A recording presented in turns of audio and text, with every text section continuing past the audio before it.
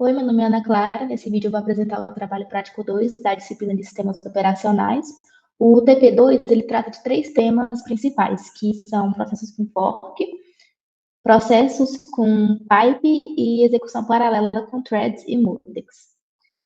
Na questão 1, eu tenho esse código, né, ele não está modificado assim, porque aqui eu adicionei algumas coisas que pede na questão 1, mas fazendo uma análise do código, né, o código original, ele utiliza a função fork para criar um processo filho, e quando o fork ele é chamado, o processo atual ele é duplicado, e o retorno da função ajuda a distinguir se a gente está no processo pai ou filho, né?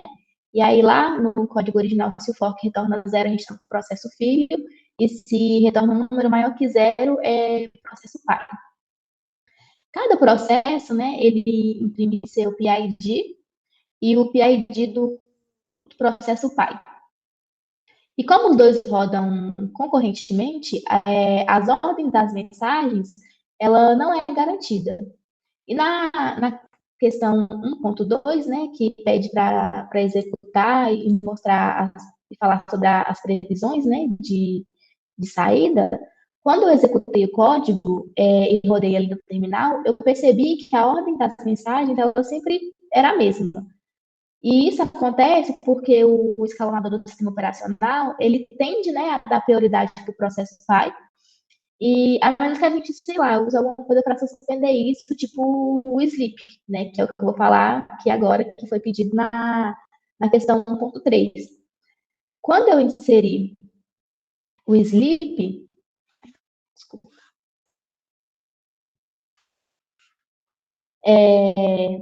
antes da impressão do processo pai, eu mudo essa ordem de execução. E aí o filho executa e imprime primeiro, porque o pai ele meio que está temporariamente suspenso, né? Eu meio que causo um atraso nele. E isso mostra que o sistema operacional controla qual processo que roda primeiro e a gente consegue manipular isso com esse tipo de função. Na questão 1.4, né, pede para adicionar outro fork dentro do filho, e aí agora dentro do processo filho a gente adiciona um fork, e o filho cria um neto. E aí a gente tem três processos agora, o pai, o filho e o neto. E cada processo, ele imprime o PID e o PPID. E aí isso ajuda a gente a entender a hierarquia entre esses processos, né? E aí, falando um pouco sobre o uso da variável compartilhada, a gente declara essa variável i antes do fork. Depois do fork, tanto quanto o pai e o filho, eles incrementam 1.000 e imprime o valor em um for de 100, 100 até chegar de 100 em 100 até 1.000. E ambos imprimem os mesmos valores, mas isso não significa que a variável i ela seja compartilhada, né? Cada processo ele possui sua própria cópia de memória, né? E o fork ele duplica a memória do processo. E as mudanças em um processo não afetam o outro.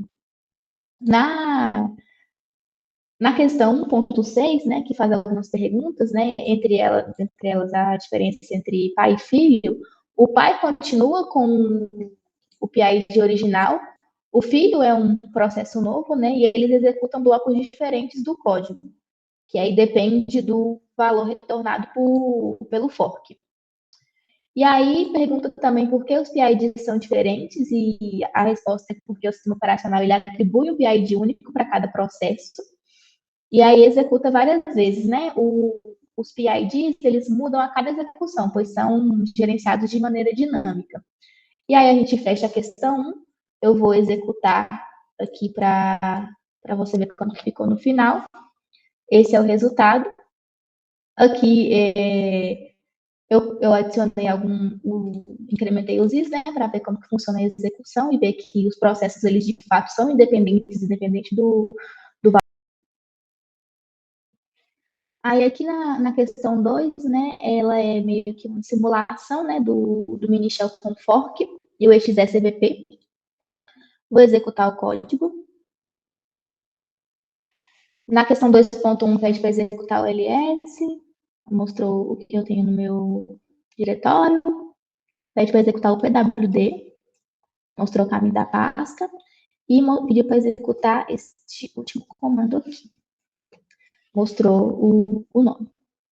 Ele executa, né, corretamente todos esses comandos, porque ele usa o fork para criar o processo e o execvp para executar o comando em si. O exit ele sai.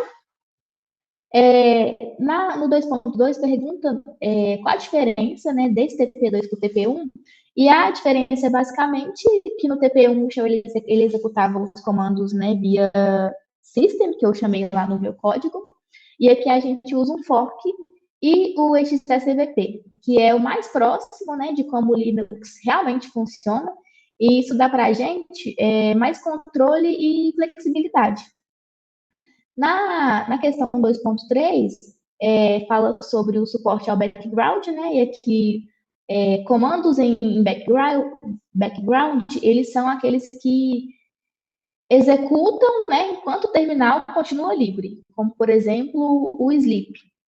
E para implementar isso, né, a gente usa o strr para detectar o e-comercial, remove ele da string, e é isso. E aí, mostrando o processo em background, né, que eu mostro como funciona, eu vou mostrar o sleep,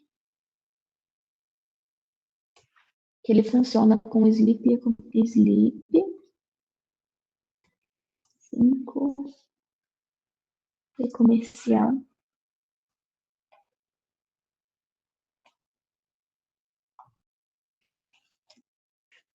Processo em background rodando, tá vendo? Dá um exit aqui para sair. Na questão 3, né, que é sobre a comunicação com pipes, os pipes, eles permitem, né, que a comunicação entre processos aconteça, e cada pipe ele é um par de descritores, né, de leitura e de escrita. E aí, aqui na minha questão 3, o pai ele envia o string para o filho, e o filho transforma a string em maiúscula e envia de volta. E aí, cada processo, ele fecha os lados do pipe que não usa, né? E na questão 3.1, eu modifico o código para que o pai ele envie essas mensagens até alguém digitar exit, e o loop continua até o usuário parar. E aí, executando a questão do código, vou colocar aqui cfred, qualquer minúsculo, que você vai ver ela transformando em maiúsculo, né? Cfred, ela transforma em maiúsculo para sair, sem nenhum problema. Na questão 3.2, eu adiciono um neto, né, para inverter essa string, e aí eu insiro outro fork no processo filho, e esse neto, ele recebe a string, inverte com a função reverse string e envia de volta ao pai. Aí aqui eu tenho o código, ele está um pouco grande, então eu não vou explicar linha a linha, porque o vídeo vai ficar muito grande se eu fizer isso. Executando a questão 3.2.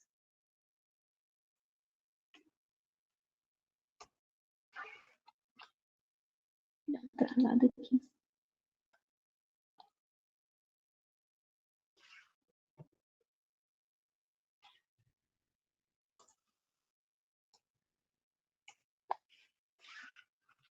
Aí aqui o pai pede para digitar a string, né? Vou colocar cpred de novo. Olha lá, mostrou o processo todo, como que ele acontece. Tem outra palavra. Clara. Mostrou. Para sair. Bom. E mutex, primeiro sobre as threads, né, e a questão da variação dos resultados que foi perguntado na questão 4.1, a gente tem aqui duas threads que elas rodam em paralelo. E aí, cada uma, ela incrementa, né, uma variável global, né, que é chamada aqui de computador global, 1 milhão de vezes. Só que tem um problema aí. Esse incremento, né, do computador global, ele parece muito simples, mas, na verdade, ele não é uma operação atômica. Isso quer dizer o quê? Quer dizer que ele envolve 3 etapas, né? Levar o valor da variável, somar e escrever de volta. Se duas threads fazem isso ao mesmo tempo, elas podem acabar, né, se atrapalhando. Como, por exemplo, sei lá, ler um valor antigo, antes da outra ter terminado de escrever, e aí, mesmo com 2 incrementos, só pode ser registrado um. E é por isso que quando a gente executa esse código várias vezes, né, que é o que foi perguntado na pergunta é ótimo, que é o que foi perguntado, a gente vê que o valor final do contador, ele muda. E aí, às vezes, dá um número perto, sei lá, beirando ali 2 milhões, ou às vezes bem menos. E esse tipo de problema, ele é chamado também de race condition, né? Ou melhor dizendo, né, a condição de corrida. E isso acontece porque as threads, elas estão correndo para acessar a mesma variável ao mesmo tempo. E aí, no 4.2, a gente vê como funciona o Mutex, né? O Mutex, a gente usa ele para resolver esse problema, né? Essa questão da thread. E o que é o Mutex? Ele é, né, uma sigla, né, para exclusão mútua. Ele funciona como se ele fosse um cadeado, né? É só uma thread por vez que pode entrar na região crítica, né? Que é o trecho do código onde a variável global está sendo modificada.